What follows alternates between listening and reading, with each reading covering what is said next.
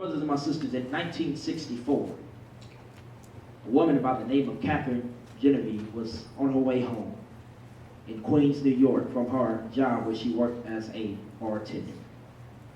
She was on her way home. As she was traveling home, she parked in a parking lot that was not too far away from her apartment complex. She began then to walk across the parking lot where she was met by a man that she did not know.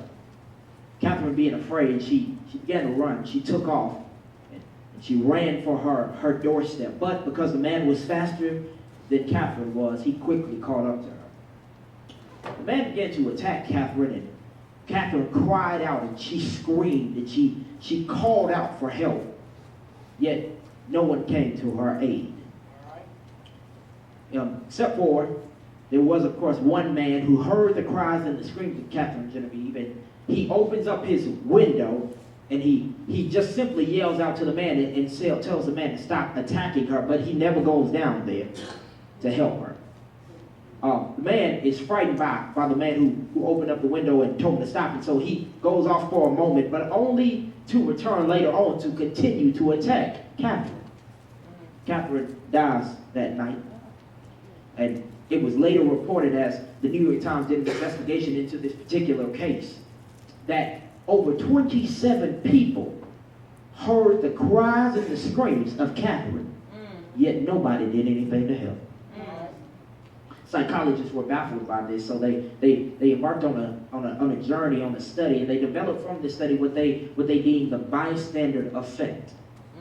The bystander effect simply suggests that a person, if they see someone that's in need, but other people around will not do anything about it because they perceive that the other people around will do it for them. Yeah.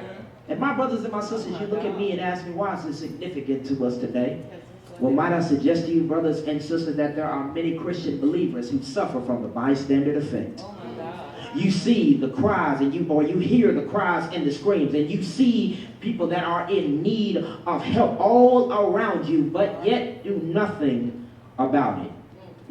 The thought process is, well, somebody else will do it. Well, a deacon will do it, or well, a pastor will do it. My brothers and my sisters, we hear the cries and the screams of a generation that is in desperate need of role models for people to set an example for them. We hear the cries and the screams of young girls who don't understand their self-value and their self-worth. We hear the cries and the screams of young men who need father figures. Yet the truth of the matter is, because we believe somebody else will do it for us, we do nothing.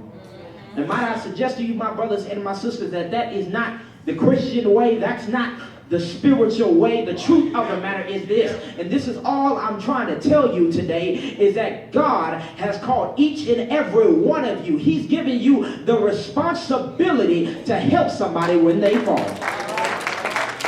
That's all I'm trying to tell you on this morning. I'm telling you that you're not spiritual just because you come and you sit on Sunday mornings on the padded pews trying to look holy and sanctified and dignified. But you're really spiritual when you see somebody in need, when you see somebody that needs your help, when you see somebody that's falling and you go out and you do something to help them get back up.